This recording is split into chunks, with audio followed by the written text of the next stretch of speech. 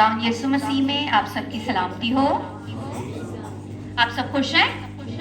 پریز God. خداوند کی تعریف ہو. خواتین کے ساتھ کرسمس کی خوشیاں آپ سب کو بہت بہت مبارک ہوں.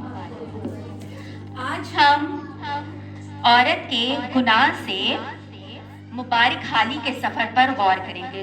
آج کا ہمارا ٹاپک ہے گناہ سے مبارک حالی کا سفر. بہنوں، ہمارا آج کا ٹاپک کیا ہے؟ گناہ سے مبارک حالی کا سفر. ہم خداوند کے زندہ کلام میں سے دیکھیں گے. لوکا کی معرفت لکھا گیا انجیلی بیان، اس کا پہلا باب اور اس کی 41، 42 اور 45ویں آیت. خدا کے کلام میں لکھا ہوا ہے، اور جو ہی الیشبا نے مریم کا سلام سنا تو ایسا ہوا کہ بچہ اس کے رحم میں اچھل پڑا، اور الیشبا روح القدس سے بھر گئی اور بلند آواز سے پکار کر کہنے لگی کہ تو عورتوں میں مبارک اور تیرے رحم کا پھل مبارک ہے. 45ویں آیت میں لکھا ہے، اور مبارک ہے وہ جو ایمان لائی، کیونکہ جو باتیں خداوند کی طرف سے اس سے کہی گئی تھی وہ پوری ہوں گی. خداوند کے کلام کا پڑھا اور سنا جانا ہم سب کے لیے باعث برکت ہو. خداوند تیرا شکر ہو. ہمارا جو آج کا ٹاپک ہے یعنی گناہ سے مبارک حالی کا سفر، اس کو سمجھنے کے لیے اشد ضرورت ہے کہ ہم پہلے ابتدا سے شروع کریں. ابتدا میں پیدائش کی کتاب اس کے 3 باب کی 6 اور 7ویں آیت میں لکھا ہوا ہے، عورت نے جو دیکھا وہ پھل کھانے کے لیے اچھا اور آنکھوں کو خوشنما معلوم ہوتا ہے اور عقل بخشنے کے لیے خوب ہے، تو اس کے پھل میں سے لیا اور کھایا اور اپنے شوہر کو بھی دیا اور اس نے بھی کھایا. تب دونوں کی آنکھیں کھل گئیں اور ان کو معلوم ہوا کہ وہ ننگے ہیں، اور انہوں نے انجیر کے پتوں کو سی کر اپنے لیے لونگیاں بنائیں. آمین. اب ہمیں ان آیات سے معلوم ہوتا ہے، پہلا تموتھیوس اس کے 2 باب کی 14ویں آیت میں بھی لکھا ہوا ہے کہ پہلے عورت نے فریب کھایا، عورت پہلے فریب میں گر گئی. اب جیسے عورت نے پہلے گناہ کیا تو دیکھیں صرف انسان کا اور خدا کا رشتہ ڈسٹرب نہیں ہوا بلکہ کل کائنات ڈسٹرب ہو گئی ہے. ایک گناہ میں گرنے سے کل کائنات ڈسٹرب ہو گئی ہے. اب موازنہ کریں، خدا حکم عدولی سے پہلے کا منظر کیا ہے اور حکم عدولی کے بعد کا منظر کیا ہے.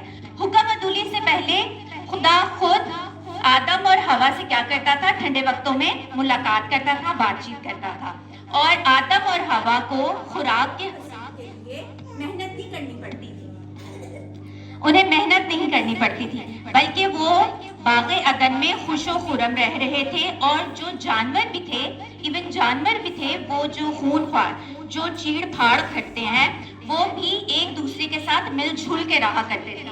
لیکن حکم عدولی کے پل بھر کے بعد ہی منظر بالکل تبدیل ہو گیا ہے. اب حکم عدولی کے بعد پیدائش کی کتاب اس کے پہلے باب کی 28ویں آیت میں جہاں پر خدا آدم اور حوا کو برکت دے رہا ہے، وہاں پہ لکھا ہوا ہے کہ جب اس نے ان کو بنایا تو خدا نے ان کو کہا، ان کو برکت دی اور کہا پھلو اور بڑھو اور زمین کو معمور و محکوم کرو. اب یہاں پر خدا ان کو کیا دے رہا ہے؟ برکت دے رہا ہے. لیکن حکم عدولی کے فوراً بعد خدا ان کو کیا دے رہا ہے؟ سزائیں سنا رہا ہے. خدا نے کہا کہ کیونکہ تو نے اپنی بیوی کی بات مانی، اب زمین تیرے سبب سے کیا ہو گئی ہے؟ لعنتی ہو گئی ہے. اور حوا کو اس نے کیا کہا؟ اس نے کہا کہ کیونکہ تو نے ایسا کیا ہے اب تو درد کے ساتھ بچا جانے گی. اور اسی طرح سام کو بھی سزا دی. اب دیکھیں جب خدا سزائیں سنا رہا ہے، ٹھیک ہے، آدم اور حوا کو سزا سنا رہا ہے، تو زمین کو کیا کر دیا خدا نے؟ لعنتی کر دیا. آدم کی وجہ سے زمین لعنتی ہو گئی ہے، اور زمین سے ہونے والی ہر ایک پیداوار کیا ہو گئی ہے؟ لعنتی ہو گئی ہے. اور انسان کو بھی خدا نے کس سے بنایا؟ زمین کی مٹی سے بنایا نا. زمین کی مٹی بھی لعنتی ہو گئی ہے، آدم بھی لعنتی ہو گیا، انسان بھی یعنی لعنتی ہو گیا ہے، ہر ایک پیدا ہونے والی چیز بھی لعنتی ہے، اور آب و ہوا میں بھی تضاد آ گیا ہے، اور انسان کے رویوں میں بھی تضاد آ گیا. دیکھیں جب وہ باغ عدن میں حکم عدولی سے پہلے رہتے تھے تو ان میں غصہ، بدعتیں، جدائیاں، یہ سب کچھ نہیں تھی، کچھ بھی نہیں تھا. اور بعد میں الزام تراشیاں بھی آ گئیں، غصہ بھی آ گیا، اور سب کچھ آ گیا. اور غور کریں جیسی زندگی میں گناہ آتا ہے تو سب سے پہلے خوف اور شرمندگی پیدا کرتا ہے. جب خدا نے آدم اور حوا کو بلایا تو انہوں نے کیا کیا، وہ ڈر گئے اور انہوں نے اپنے آپ کو پتوں میں چھپا لیا، کیونکہ وہ شرمندہ تھے، کیونکہ انہیں پتہ چل گیا تھا کہ وہ کیا ہو گئے، ننگے ہو گئے ہیں۔ اب سب سے پہلے گناہ زندگی میں آیا ہے تو کیا لے کر آیا، خوف اور شرمندگی کو لے کر آیا ہے۔ اب دیکھیں جہاں پر پہلا آدم جو ہے وہ ہوا کی تعریف کر رہا ہے، بعد میں اسی ہوا پر کیا کر رہا ہے، الزام تراشیاں کر رہا ہے۔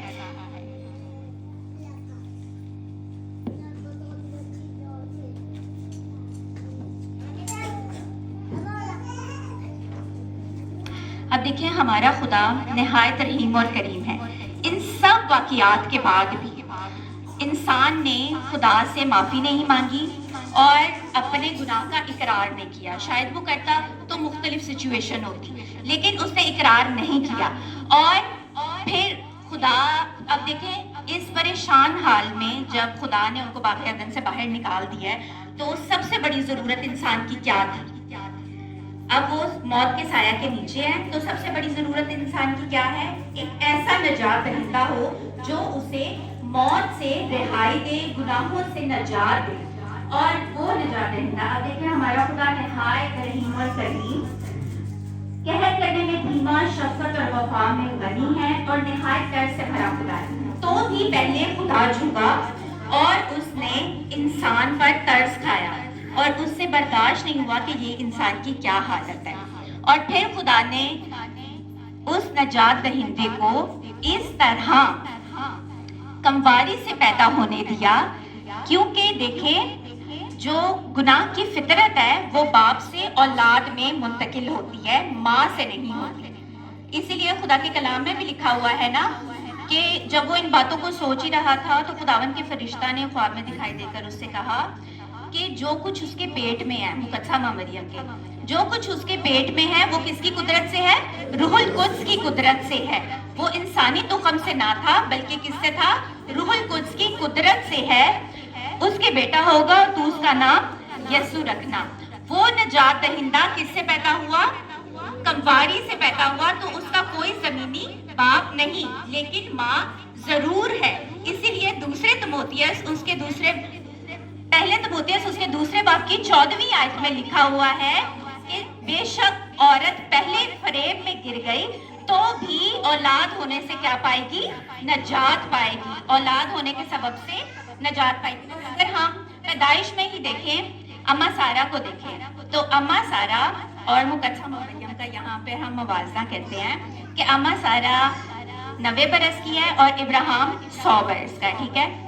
پیدائش کی کتاب اس کے 70ویں باب میں خدا ابراہیم سے بات کر رہا ہے اور اس سے کہہ رہا ہے یہ پیغام بالکل ویسے ہی آیا جیسے مقدسہ ماں مریم کے پاس آیا۔ خدا ابراہیم سے کہہ رہا ہے کہ میں تجھے سارہ سے بیٹا بخشوں گا، تو اس کا نام اسحاق رکھنا اور میں اسے اپنا ابدی عہد باندھوں گا، ٹھیک ہے۔ اور ایز اٹ از مریم کے پاس بھی فرشتہ آیا ہے اور اس نے کہا ہے کہ تو اس کا نام کیا رکھنا؟ یسوع رکھنا، جو اپنے لوگوں کو ان کے گناہوں سے کیا دے گا؟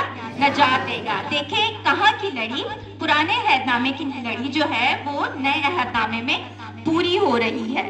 اور اما جب 18ویں باب میں، پیدائش کی کتاب کے 18ویں باب میں جب 3 مرد ابراہیم کے پاس آتے ہیں خوشی کی نوید لے کر کہ موسم بہار میں نیکسٹ ایئر کے سپرنگ سیزن میں کیا ہوگا؟ تیرے ہاں بیٹا ہوگا، تو ابراہیم جو ہے ان کی خدمت میں لگا ہوا ہے اور یہ باتیں سارہ سن لیتی ہے اور سارہ اپنے جی میں کیا کرتی ہے؟ ہنستی ہے، وہ قبول نہیں کرتی۔ اس تک پیغام آیا ہے، خوشی کی نوید آئی ہے، لیکن وہ اسے قبول نہیں کر رہی بلکہ کیا کر رہی ہے؟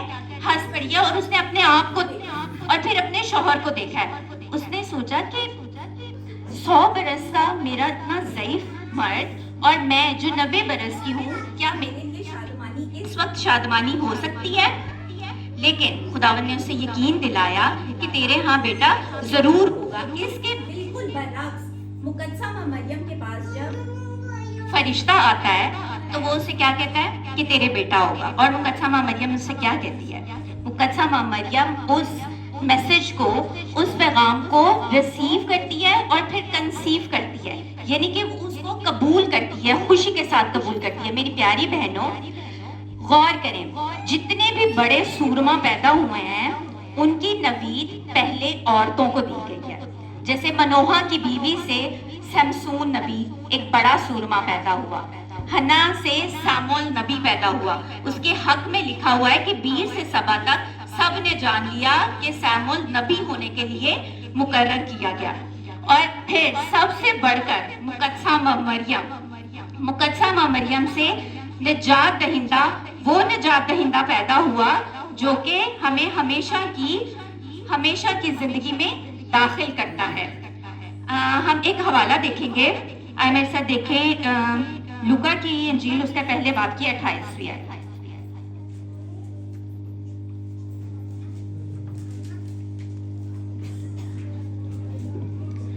لکھا ہوا ہے، مریم نے کہا، دیکھ میں خداون کی بندی ہوں، میرے لیے تیرے قول کے موافق ہو.